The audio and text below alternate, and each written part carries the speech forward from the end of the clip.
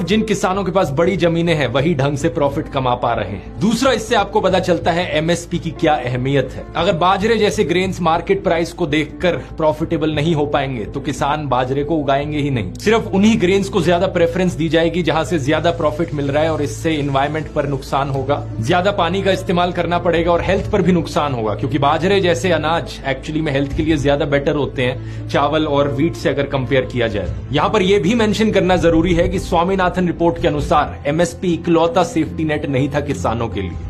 उस रिपोर्ट ने यह भी मेंशन किया था कि किसानों को एम्पावर करने के लिए हमें देश भर में 50,000 से ज्यादा फार्म स्कूल्स बनाने चाहिए, नए इनोवेशन के तरीके सिखाने चाहिए किसानों को, नॉलेज के थ्रू एम्पावरमेंट करनी चाहिए।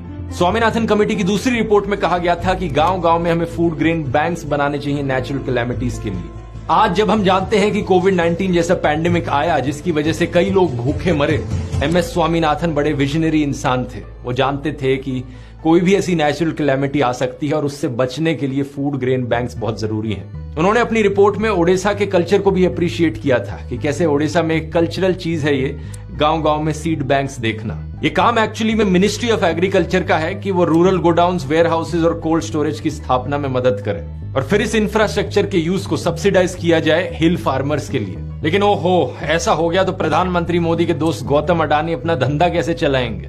मैंने आपको एक पिछले वीडियो में बताया था कि कैसे 2021 में एक इंसिडेंट हुआ जहां पर गौतम अडानी की कंपनी ने किसानों को सिर्फ 12 रुपए पर किलो दिए।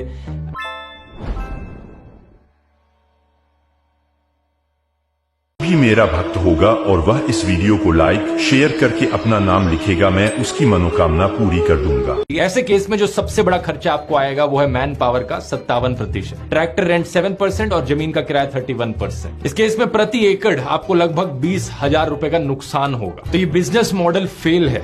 दूसरे केस में अगर आपकी जमीन है और आप खुद खेती कर रहे हैं तो सबसे बड़ा खर्चा आता है पानी का और बीज का, और ऐसे केस में लगभग 34,000 रुपए प्रति एकड़ का प्रॉफिट हो पाता है। ये 1 साल के टाइम पीरियड में देखा जा रहा है। लेकिन एक किसान को रिस्पेक्टिवली अगर पूरे परिवार का अपना खर्चा चलाना है तो 34,000 साल के लिए कुछ भी नहीं होता। यहाँ 2 लाख रुपए तो कम से कम मानने चाहिए हमें। इसलिए दूसरे केस में भी अगर ये बिजनेस मॉडल काम करना है तो इसके लिए किसान के पास कम से कम 3 एकड़ की जमीन होनी चाहिए। इसे देखकर आपको अंदाजा लग जाना चाहिए कि खेती करनी आज के दिन कितनी मुश्किल है। ये वाली जो कैलकुलेशन थी ये बाजरा के लिए थी, मिलेट्स के लिए। लेकिन यही प्रॉफिट मार्जिन बढ़ जाता है अगर हम धान की फसल को कंसीडर करें तो। इस केस में आप स्क्रीन पर देख सकते हैं 48,000 रुपीज पर ईयर का प्रॉफिट है पर एकड़ अगर खुद की जमीन है, और इसे अगर एज अ बिजनेस किया जाए जमीन लीज पर लेकर तो भी कुछ थोड़ा सा प्रॉफिट बनाना पॉसिबल है, करीब 3,000 रुपए पर एकड़ का पर ईयर प्रॉफिट। इससे 2 चीजें क्लियरली पता चलती हैं। पहला तो ये कि जिन किसानों के पास 3 एकड़ से कम जमीन है उनके लिए गुजारा चलाना बहुत